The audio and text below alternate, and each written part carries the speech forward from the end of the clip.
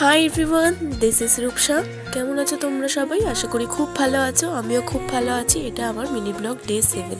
প্রথমেই বলে দিই, অনেকটা সরি, অনেক দিন পর ভিডিও পোস্ট করছি। শরীর ভীষণ খারাপ ছিল। আর আজকে আমার দাদার নাইট সেলিব্রেশন, বার্থডে সেলিব্রেশনটা আমরা কীভাবে সবাই পরিবার মিলে কাটালাম সেটাই তোমাদের সাথে শেয়ার করব। এখানে আমার দিদিয়া মানে আমার বৌদি, সে গিফট রেখেছিল ওর জন্য। একটাতে ফেক ছিল আর একটাতে হচ্ছে আসল গিফটটা ছিল। আর এখানে ওকে চোখ বন্ধ করে আনা হয়েছে, আর ওখানে তাও ফাজলামি মেরে যাচ্ছে। আর হচ্ছে এখানে সব কিছু সাজিয়ে রাখা হয়েছে। আর এবার হবে কেক কাটিং, যেটাকে মাকে পরে ডেকে মানে কেকটা কেটে নিয়ে মাকে ডাকছিল ও, যে না আসো তুমি আমার সাথে কেক কাটবে। তখন মা বলছে তুই তো কেক কেটেই নিয়েছিস। আর এইটা হচ্ছে ওর ডেকোরেশন।